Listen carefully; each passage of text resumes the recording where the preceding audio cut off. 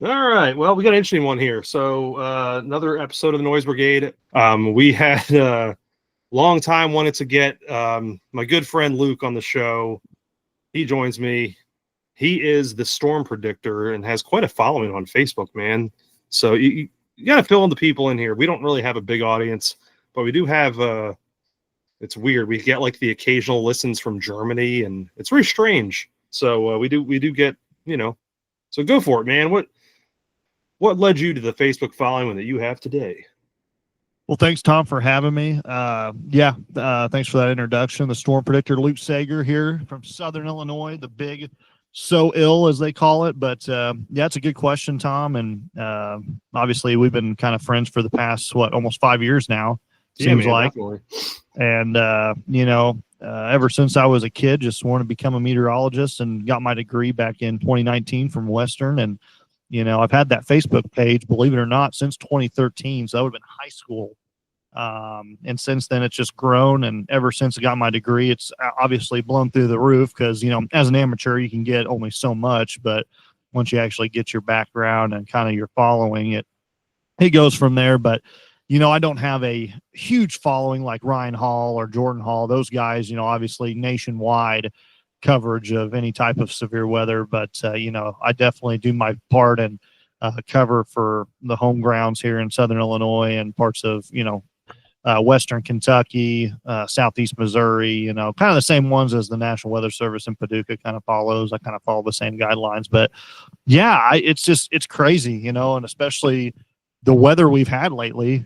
I've been busy, obviously. No doubt. You had some wicked storms down by you, and it's just been a heck of a start to spring. And I know I've talked to a couple of chasers and, obviously some meteorologists, and you can kind of just feel that 2011 feel, which, we don't really talk about too much, but obviously 2011 was a big year for severe weather outbreaks and stuff like that. So. No. And we're not going to run this whole episode weather. I think we might have tried that if Bob and Rich were here, because they probably would have thrown their own questions at you. But that, to me, that's your bread and butter. So of course I want to definitely pick your brain a little bit. But yeah, no. So you alluded to it. We had a tornado come within, as the crow flies, 200 to 300 yards from our house. And I will say this: you were live streaming. I was following it intently. Look, you're not going to get additional follows from any of our listeners. I'll say that. Maybe one. We'll see. But nothing wrong with that. But no, look up the Storm Predictor on YouTube I know you also live stream on Facebook and been doing that for many years too. But you were live streaming. Your focus is Southern Illinois, but you were just like intent on making sure that we were okay. And I've told you this, obviously off recording here. I felt really bad because I'm like, I'm kind of like just under, cover, don't know where this thing's at. Thankfully it skirted by us. But yeah, no, it was wild, man. That thing wrecked a couple churches and, unfortunately, badly injured a kid, same tornado that scooted right by our front door, basically. So yeah, man, it's pretty wild. And unfortunately that was like the third time we had to take shelter within about a 10-day span. Yeah, I mean, looking back, I know a lot of your followers probably don't know the geographic area of Southern Illinois, but last year, Lake of Egypt, they got hit 3 times. It's like it shifted south to Paducah area where you are. But yeah, I mean, going back to that storm too, historically speaking, when you have severe weather that moves in towards a National Weather Service office, which I don't know if most of your followers may know or may not know, but for our region, Paducah houses our National Weather Service, and they cover really the Quad Cities, obviously, of our area. So Southeast Missouri, Southern Illinois, Western Indiana, Southwestern Kentucky, all the way down into Tennessee. They cover a big area.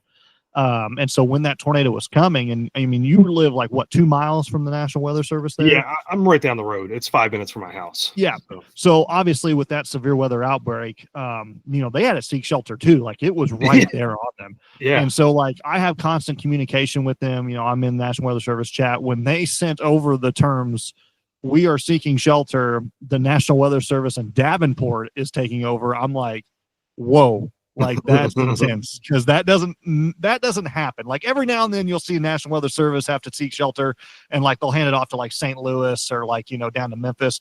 It was such a huge area of severe weather. There was no National Weather Services able to take over except for Davenport, which is completely north of us by like, almost 600 miles. So maybe not that far, maybe more like 300, but still it kind of gives you the glimpse of how intense it was just down here. Yeah, it was wild. And they sheltered for what, 8-10 minutes, something like that. Oh yeah. I mean, I thought for sure, like I was sitting there and I'm like, I don't think I've ever seen this before. I don't think I've ever watched a tornado literally getting ready to hit the National Weather Service. And it missed them just like you, 200 yards. I mean, it was right there in the backyard. Yeah, I followed their damage track path, using they have an assessment toolkit, for anyone that's interested, just Google it, and really cool stuff. And they plot basically the path of where they believe it started to basically where they believe it finished out. And yeah, it looked, right by their office, right by the radar. And basically when it gets to US 60, which I'm very close to, it turns just ever so slightly. And that's pretty much what saved our little area here. I mean, now granted, it wasn't EF2 strength at that point in time. It tempered down, but it was still every bit of an EF1 at that point. And look, that's going to cause some problems. And luckily, in our neck of the woods, it seemed to hit a lot of just open field, some trees. We did hit one little neighborhood up by us, and it looked like some roof damage, gutters, stuff like that. But still, whether I don't care if it's an EF0 or whatever, man, to have that on radar pointing directly at your house, it's like, yeah, no, and I totally agree. And that's the one thing that has always bothered me is like, knowing the educational foundations of reading radar and knowing what's about to happen. There's certain radar images that like when I see them in real time, I'm like, all I can do is pray for these people because they have no idea, and it could be, like you said, could be an EF1, could be an EF0. Doesn't matter. A tornado is a tornado. It's going to do damage. And like you said, in this case, I believe it was just an EF1. I don't think it was an EF2. It might've been at max. But as it crossed over, the preliminary assessment started as an EF2. I think it's when it started back in Ballard, and then like it first started, but then it finally started weakening out. And thank goodness, because I mean, obviously, the reports as soon as it crossed over Highway Interstate 24, they're just at Paducah where the Sam's Club was. That's where we had that car, obviously that vehicle with that 8-year-old, and that's where we had that injury. So it's just crazy. Yeah, it was pretty wild. But no, and it sucks. We're still dealing with damage from a storm that happened mid-March. It's a crapshoot with trying to figure out who's going to fix it, and insurance and all that. So we're still waiting for better documentation. They have all the pictures they need. They have everything. It's just it sucks. So regardless of whether it was not even classified as a tornado, we dealt with a strong, pretty much 90+ mile an hour wind. That could have been straight line or whatever it was, or some kind of downburst. We're still dealing with damage, to a degree that, doesn't make any sense for us to just, I'll write a check and fix it. Nope. Got to deal with insurance because I want to make sure it's on record that we took care of this problem. Down the road, if I say, oh yeah, have you ever had any problems? Well, now I have it on record at least. So and most of these, and I'm with you. I mean, most of these insurance companies right now are just sweating because, think of all the natural disasters we've had along the coastline, from hurricanes all the way down to the Midwest, between hail, tornadoes, our flooding that's happened, especially in like North Carolina, just within the past year. Like, it's just been nuts. I mean, and we try to stay away from politics when we do our pod here. We just try to have fun with it. For sure. We try to go down but we do go down that road at times, and I think sometimes they do go hand in hand with topics. And so how events were taken care of or not taken care of, you know how it is. I do have a question though, with what you just mentioned, with all these storms, whether it's the hurricane that caused this, 500-year flooding basically in the Carolinas, or, the storms that we're getting, or just, the fact that all these extra tornadoes we've seen already this year. I mean, if you could think this through rationally, I mean, is it just just our luck, or I mean, what do you think? I mean, we can go back to the history books just within the last, like, let's just say 15 years. So obviously 2011, monstrous year for the Midwest. I mean, we had just record breaking tornadoes. Obviously we had Joplin. We had, obviously the EF4 Harrisburg tornado. That was a leap year. So, going back, looking at the overall, climate of it all, we can go back and look at, we were in a La Nina year. So what that typically means is we have cooler waters off the western end of South America. So off the coast of Peru, pretty much. And what that does is that sets us up climatology-wise in the Midwest as more cooler and more active. So instead of us being like hot and dry summer and our hot and dry spring, we actually have an enhanced risk for more, or I should, and not enhanced, but increased risk for more storm tracks. And obviously with those cooler temperatures, well, what's going to happen? We're not going to get into those upper 80s and 90s. We're going to stay right around the 70s and lower 80s. And that typically brings us with storm tracks from the Rocky Mountains, and that Gulf moisture, I mean, just sets up for, tons and tons of what we're kind of seeing now. And that's what and that's the thing I look at. If you actually look, I wish I could bring it up, a map of 2011 comparing the ocean temperatures from our La Nina to this year. It's quite similar. We're actually starting to see a little bit of a warm up. So maybe towards the end of this summer and towards early winter, we'll actually have more of a El Nino pattern, which that will bring more dry conditions and like warmer conditions for our region. So, okay. Yeah, no, I was going to say real quick too, you mentioned the Gulf of Mexico and all that moisture, which obviously, in our area, that's where that gets pumped from. But I've seen some reputable people, at least I assume they're reputable, but Facebook otherwise, that, the claim is that, yeah, what you kind of alluded to there, the Gulf is just a bit warmer. So I mean, it makes sense. It makes a lot of sense, but I don't know if that's truth to that or what. I mean, looking back, and one thing I always learn in college, and like I said, not trying to play any politics here, because really, I always say in weather, there's no politics, and really there's not. I mean, weather's going to be weather, no matter if you're left, right, up, down, whatever you want to be, weather's going to be weather. It doesn't identify. So, looking back, and we can only go back so far. I mean, our first meteorological reading was, I believe, like 1878. So obviously, we're only dating back maybe not even 200 years yet, so we don't have that much data, but as we get further along, we will, obviously, because with our technology that we've, strived to come, it's done so much. But, looking back, yes, have we kind of warmed up a little bit more than, we have, but that is probably likely going to be, changes over time. And we're going to see that. I mean, our Earth's been here for billions of years, like we know. And so, just with that, 200 years of data, less than that, to your 2 billion life structure, it's just hard for us to determine all that. But looking back at some of the great times, when we were just all coal, and during like the Great Depression in that area, and the Industrial Revolution, that was huge. With I wish we had like satellites back then to kind of go out and see how much CO2 we were right allowing up in the air and stuff like that. Just those things, because obviously we didn't have that back then. But look how much. I mean, we had coal just going into our houses in the Midwest. I mean, that's all we had. There was no heat back. Yeah, so man. Yeah, it's just interesting. I mean, just looking at it all. But yeah, overall, I mean, we're going to see changes in our climate over time. And just the more and more we go with our history of weather, we'll probably be able to paint a pretty good picture. But it's going to take a lot of time. Like I said, we're dealing with a very small number compared to how old our Earth is. So yeah, no doubt. No, I'm glad you said that. Just because I tend to view things that way too. You're talking about a long timeline. And, that, like you said, that, the data is not very new comparatively. So, and the other thing too, and, the way people collect data now is way different than it was even when that started.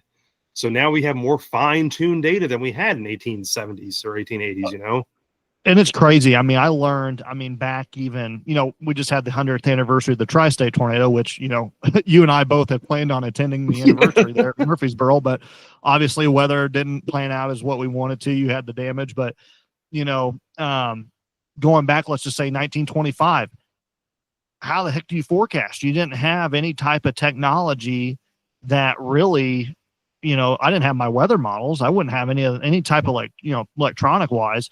They all used observations. I mean, that's all it was. So, I mean, one town would communicate with another on, hey, what's your temperature? What's your dew point? What's your pressure? What's your wind speeds? I mean, that's huge. Just knowing your wind speeds. I could be sitting right here, or actually I could be sitting right here and have a northwest wind. You could have a south wind.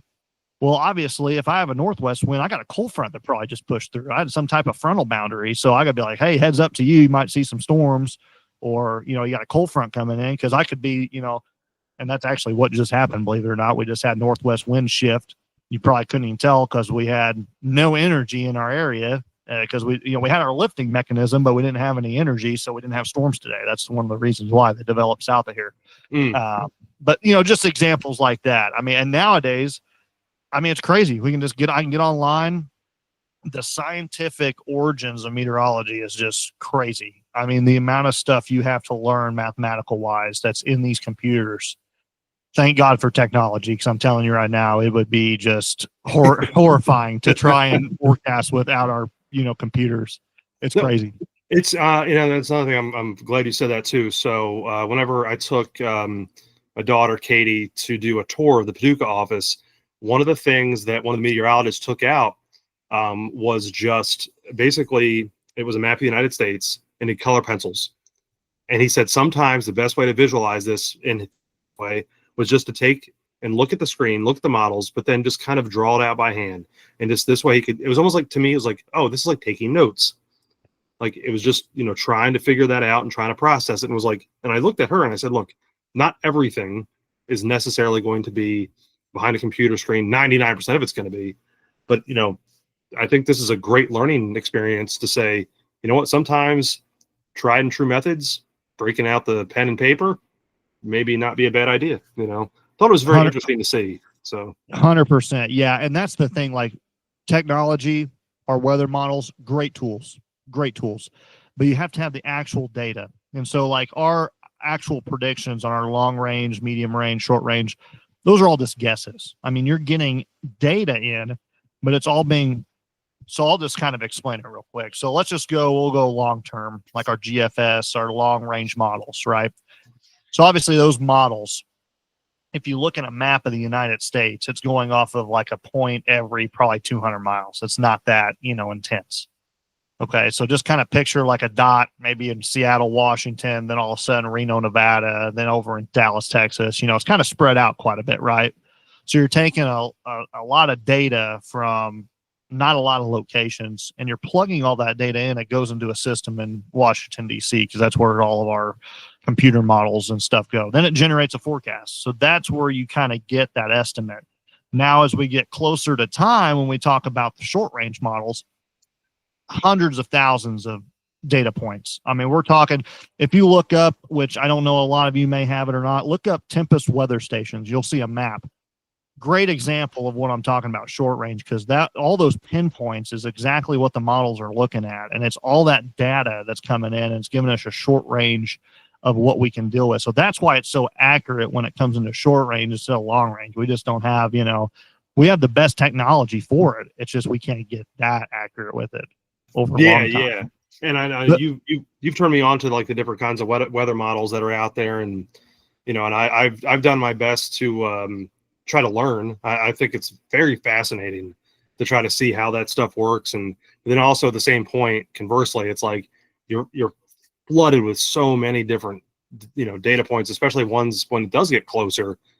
Like you still may see, oh yeah, well, hey, it's supposed to snow 6 inches. You don't know that. I mean, it might snow 6 inches the county over, and you might end up with a trace, because that's how fine line some of those storms fall all the time. So, and that was like the first winter storm we had in January. That one was just crazy to forecast, because we had not only snow, we had freezing rain, sleet, and we had a freezing line. So we had rain, and it started going back and forth. Well, we got to shift south, shift north. Well, tell you what, I mean, 15-mile shift, that's a big difference. I mean, that's going to put, a lot of people under an ice storm or just rain. It's a big toss up. So that's why when it comes down to those moments, you're like, oh crap, I gotta get this right. Or, And yeah, winter storms are just awful to forecast. It's one of the hardest forecasting. And coming as layman's perspective, I see you battle, whether it's the trolls or the haters, whatever you want to call it. And it's to me, it's funny to watch. I know you. Look, we're friends. I just think it's hysterical. But at the same point, too, had I not been your friend, and I see that, and I still kind of see this now, even as your friend, but it's like, gosh, man, what a crappy way to be. Like, can't you just look, either take it with a grain of salt. You can't be dead point accurate about every single address, in the Southern Illinois region. That's never going to happen. If it was, like you said, you'd be a millionaire, multi-millionaire many times over. And lastly too, it's like, the things that I find funny about it are, you try to inject a little humor into it, and my God, like the Karens of the world just don't get it. Male or female Karens. Yeah, I mean, yeah, no, both ways. I mean, obviously you've seen some of the trolls and stuff, and I get it. I mean, I've come to heart with it. It sucks. Everyone deals with it. It's one of those things where I've kind of sat back and I'm just like, going back to what you were saying about like location wise, because that's one thing that drives me nuts.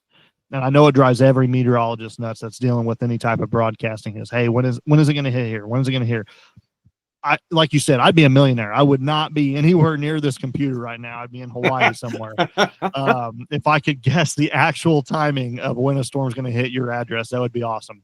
But that's, and I try my best to put myself in the public shoes. I really do, because, as a meteorologist, you don't think about those things. Like, you're just like, oh, you should know this, right? You should know geographics, and you should know like geographically where you're at, and that's the one thing, like, people don't know what counties they live in, and that's quite scary to me. Like, someone just mentioned to me the other day, like, hey, I just moved here, like, where's Benton located? And I'm like, oh boy, I don't know how to teach you that. Like, you just have, like, I mean, I'm one that I've always studied maps, and whenever I live somewhere, I know where to go. But I guess just for some, it's not their cup of tea, or just they don't care. And that right there is a life-saving tip, just knowing where you're at on a map. Dude, you're not wrong. I'm old enough to remember road trips with my parents, and it was a Rand McNally Atlas in the back seat. It was prior to having a Game Boy. I mean, I was of that era, but I didn't have one yet. And so what did I have? I had the Rand McNally. So I studied the map and got really big into it. And I remember I had to take geography. I took it as a summer class when I first got out of high school. And that's what they made us do. They made us memorize all the counties of New Jersey. That's where I was living at the time, and all the county seats. And, I had to know all this stuff. And it was like, you thought it was kind of, maybe not the greatest at the time, but I still loved it. But it was like, what's this for? And then I kind of fast forward. It's like, man, this would have been super helpful had I been in your shoes doing that, And you bring up a good point, like we just talked about, like overall tools, right? Technology tools, stuff like that. You just went back to the mindset of, I just learned maps. That's what we got. We didn't have our phones. Our phones are the biggest technology tool we have today. And it can turn someone so stupid so quick, because what do I do if I don't know where I'm going? I go right to either Google Maps or Apple Maps, and it's going to tell me where to go. And that, to me, I mean, our parents and even parts of our lifetime, we didn't have that. We had to drive without a map. Or if we did have a map, it was in our hands, and we had to see where we were at, find out what mile marker we were on. And even then, I'm like, it's just crazy to me how we have moved technology wise from really like 2010 to now. 15 years has just exploded our technology. It's crazy. It's wild. When I was in high school, I worked at a gas station. I'll date myself, but this was 25 plus years ago. And, typically back then, what did you do if you were lost? You popped into the gas station, asked for directions. I can't tell you how many times I did that. And the funny thing was, a couple weeks ago, I was walking back and forth between my office and our high school, and a lady had stopped me in the parking lot and said, "Hey, do you know where the soccer fields are at?" And it took me back. I was like, well, just plug it in but I'm like, just go back this way and you're all good. But it cracked me up. I was like, wow, this conversation is just not had anymore.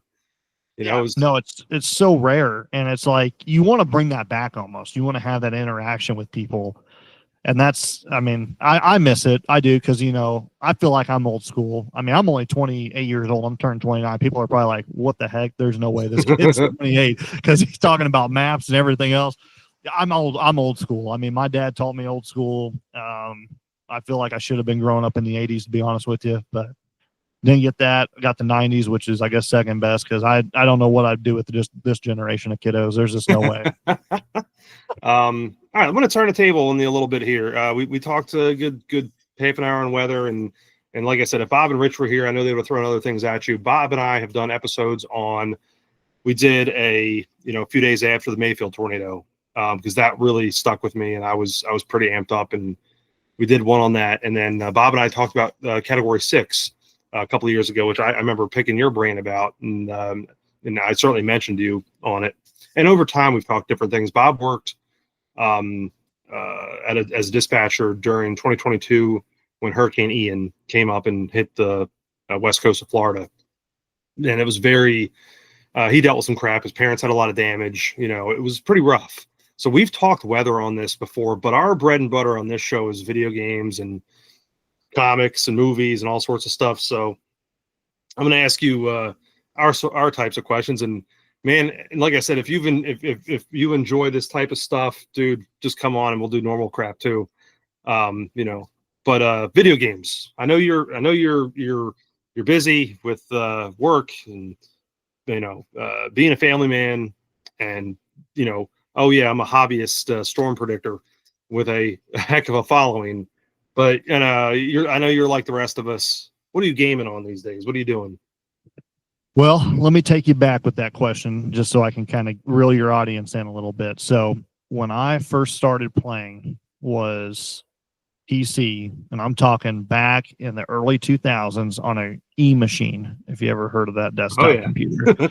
Okay, so that's what I started my career gaming with. My dad had me hooked up.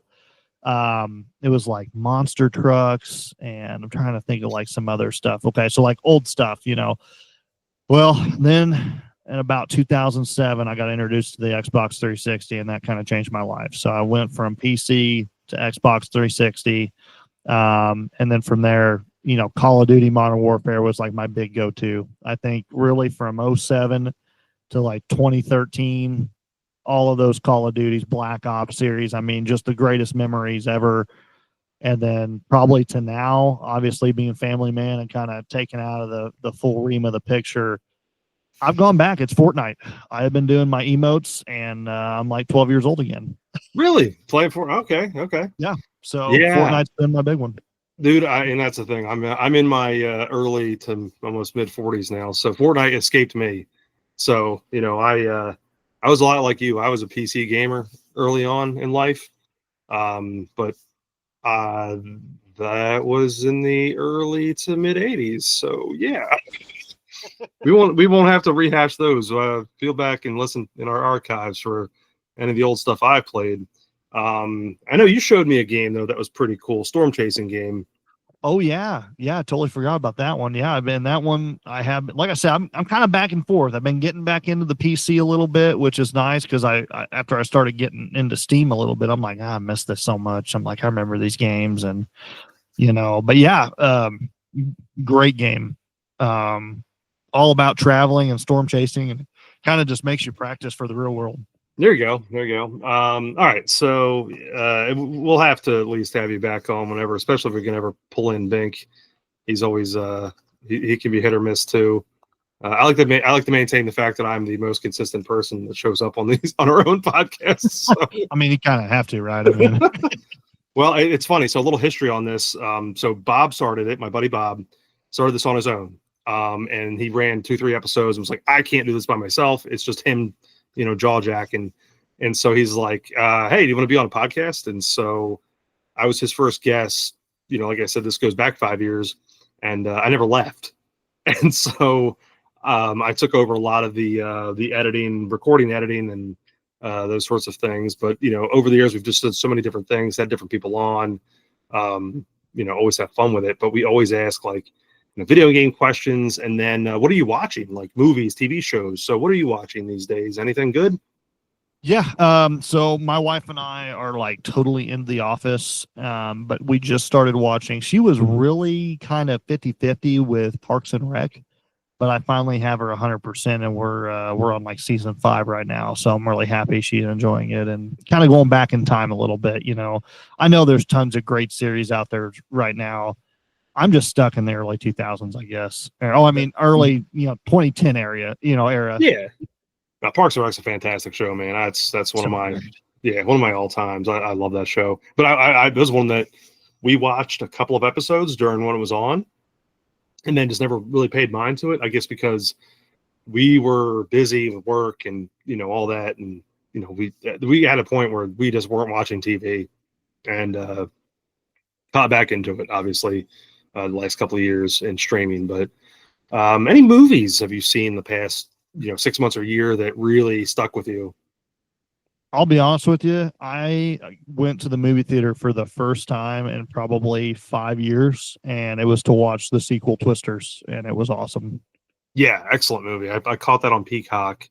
I wanted to go down to Nashville, and that you heard about the 4D Yes. experience. Oh yeah. Man, it just didn't work out time wise. So that sounded awesome. And I was one that was super nervous because obviously Twister, just the OG. I mean, Bill Paxton, Helen Hunt. I mean, I just thought, please don't ruin this, because there's been tons of movies that have been ruined with the sequel, and I'm just super happy that it wasn't. And actually, there's rumors right now that they're shooting another one right now as we speak. So Really? Okay. yep. Like I said, I got a pretty big following of a lot of the weather industry on my Twitter, or I should say X. And there was rumors about it, and I think it got confirmed. So I'm not 100%, but it's pretty strong out there that they're filming another series. I could see that. Yeah, I could see that. Now I have a question though about the sequel there. Because I thought this, I may have asked you this, but obviously off pod. The character that the girl plays, to me, that was written to be Helen Hunt's daughter, right? It sure seems like it. I mean, she's dressing the same. You almost have almost the same background of what happened to her dad. And I talk about Helen Hunt's dad. At the beginning of the movie, she Right. loses her boyfriend. Like, I mean, it was the same. And that's honestly, honest to goodness, when it showed her aunt or mom in the middle of that movie, I thought for sure it was going to be Helen Hunt walking out. Like, I thought for sure it's going to happen. I'm going to start crying, but it wasn't. And I'm low key still mad about it. But hey, if they're making another one right now, they could be like, hey, Luke Saeger, the Storm Predictor said we got to have Helen Hunt in this. So Yeah, the other thing too I did like about that movie was they pulled in the aspects of how YouTube handles it now, especially with storm chasing. How you do have, the protagonist guy in that, could be like, yeah, he might be your Reed Timmer types, or those like, yeah, real extreme. I'm not saying that that's who he was based off of, but man, it had to been close, because the whole time I'm thinking, yeah, this is Reed Timmer. And I mean, I have all the respect in the world for him, because I mean, he has been literally the extreme since the late 90s. Like, he has been the guy. I mean, just look at all of his videos, the Moore, Oklahoma tornado in 93 or 99. I mean, it's just he has been a part of it from the get-go. I mean, he's kind of been the one. I didn't really learn about him until maybe like junior high. I mean, it took a while for me, because I mean, he didn't have a huge following, right? But then as I got later on, he finally, got into the big world. So yeah, no, and because he was a student, wasn't he, at Oklahoma at the time? yeah, no, he's got his doctorate in meteorology. So I mean, obviously it took him a while, but yeah, undergrad, Oklahoma, I think even masters and everything straight through. So I think he really got his calling during the research of his doctorate. And that's when you had like early 2000s, like 2010 through like 13. He was part of like Discovery Channel for Storm Chasers, all that. And then I think things started to fall apart when we had the big El Reno tornado in 2013 with, Tim Samaras dying and the Vortex crew. That really kind of, that was a tough one. That one really was a big hit to the chasing community, and it just it wasn't good. Yeah, no, that gives me another topic, man. We'll have to maybe figure something out in the future. Just storm chasing in general, I think, is a huge thing that, Oh, yeah.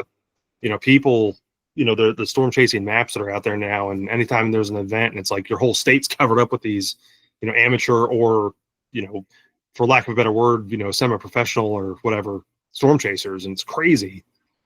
I agree, and that's definitely it's a sensitive subject because that one, I mean, it's almost gotten political too, which I don't, like I said, I don't want to bring up politics or anything, but it is something where there's a lot of chasers right now that just don't have the training and they're new, and it's very dangerous when you get on the road chasing. So yeah, definitely another topic and another discussion for another time, but yeah, that's definitely a big one for sure. But all right, so we did the weather, we did video games and movies and TV shows, whatever. Last one I'm going to ask you, music. What are you listening to these days? Man, that's a good one. I'm all over the place, to be honest with you. I love the 80s. Definitely an 80s rock guy. So like Def Leppard, Van Halen, love all that. And then for some reason, when I get in the blues, I guess I'm listening to Chicago. So I mean, it's like I said, complete 180 on me. I'm telling you, it drives my wife crazy. She's like, "What the heck are we listening to?" And I'm like, "It's just one of those days, honey. Love me tomorrow." Dude, I'll be honest with you. So this whole recent bout of storms, we were talking at our office one day, and I was like, I just kind of feel like listening to Metallica, Ride the Lightning. Like, let's just go. Let's just go all. Great song. Yeah, all to the wall. Like, it just go. So, of course, then I went down the rabbit hole for metal, and I'm back into my metal phase. Like dude, when I was into high school, into first parts of college, I'm listening to, like, a lot of death metal, black metal, like, just really heavy, hardcore stuff that's very melodic, but you can't understand hardly a word anyone says. But it's just it sounds good, But so I went down that rabbit hole again. But now, I was going to ask you another question about that though. So when you do see like something that you're excited about, whether that's hey, this wicked weather system coming our way, or just something that gets you amped up, obviously to me that tends to change your musical, tastes. Is there anything that like gets you in the mood for, like, maybe you're not going to chase, but I'm going to sit down and really get primed up for this big storm headed our way? 90s rock, 100%. So this is probably going to cause some, maybe not hatred towards me, but like Nickelback, Linkin Park, Metallica, obviously. I personally, in my personal opinion, the 90s had the best rock music out there. At least alternative rock, in my opinion. Like I said, just 90s killed it. So any of that Bush, any of that stuff, I love it. That's what I grew up on. Yeah, no, you're not wrong, man. I lived it, so I get it. Went to a lot of shows in the 90s, and so no, totally makes sense, man. Any last thoughts to close up shop here? Not a whole bunch. I'm just glad I finally got a chance to come on and talk. I know it's been just crazy overall. We've all been busy, but yeah, kind of just glad to be here. And hopefully I know, speaking of weather wise, it looks like we have another active weekend. So I'll be back busy again. Yeah, I know you will, man. No, dude, I appreciate it. I do want to say too, like we ran out a lot of these episodes. We were running out like a clip of like 50, 60 a year, or more. In fact, we were doing spin-off podcasts. We'd have this one, and then Bob and I were doing one that was purely Philadelphia sports related. And then Bink and I were doing a beer one. We did several episodes of that, so we had so many little things going on, irons in the fire, if you will, with it.